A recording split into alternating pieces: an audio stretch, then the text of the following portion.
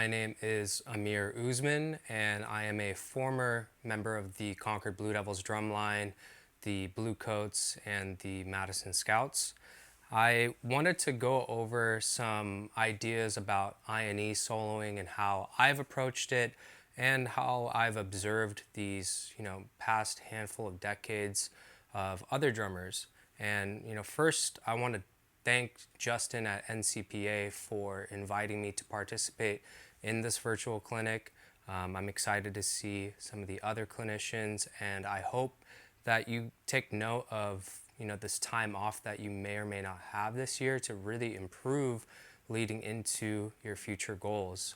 Those of you who take advantage of it on this time off will see some pretty amazing things happen once everything gets back to normal. So without further ado, one of the main things about I&E for my past experiences, I was heavily influenced by quad I&E solos prior to even marching. I started marching about 2003, 2004, but one of the first I&Es I saw was on a website called Drumline Parking Lot, and it was Blue Devils member, I believe his name is Devin Namaki from 2002, and just seeing like a 3 to 4 minute solo without anyone's other help, just by himself, it's really influential. Then leading into other quad drummers from the Blue Devils like Miguel and Tim Jackson, of course. Then going through the later 2000s into when I marched Blue Devils and seeing kind of the growth into drummers like Chris Drummer, Nick Arce, Scott Nelson. The shape of I&Es has really been interesting, but there are some underlying things I've noticed, and even going into the 90s era, looking at Santa Clara Vanguard's amazing quad drummers as well.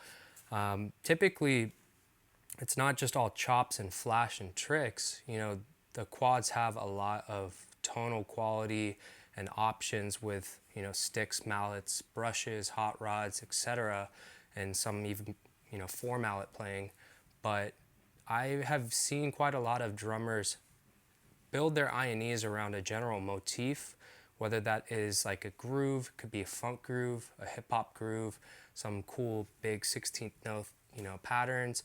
That can also range into more swung grooves, shuffle, halftime shuffle, some Afro-Cuban. So there are quite a lot of options, but building it around that motif, most notably, I think Tim Jackson did it the best with just, throwing a great melody out there and doing a lot of interesting ins and outs and referencing back to that is a great way to construct your solo. But, in general, my biggest suggestion would be to think of a roadmap, right?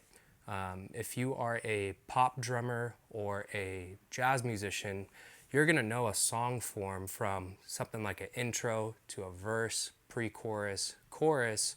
That thing could repeat and then you're done, right? This way your judges, your listeners kind of can follow where you're going and it's not all over the place. The second thing is think about those big bullet point sections, right?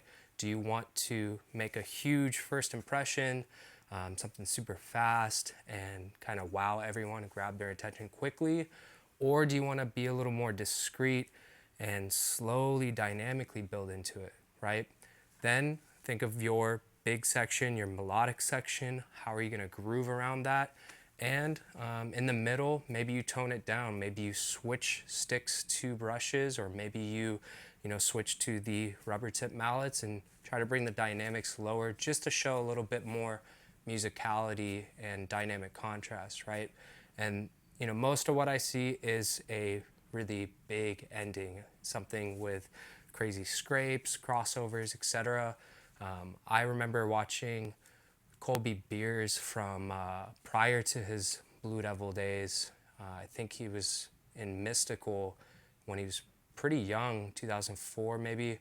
That I&E was like, wow, the ending was so fluid and really like bad quads that he was playing on. The rims were all over the place, but he managed to not hit many rims and, really impressed me seeing that in person. So I would really suggest looking through the past, 20, 30 years of drummers, get some influences. I know for me, I'm heavily influenced by drum set.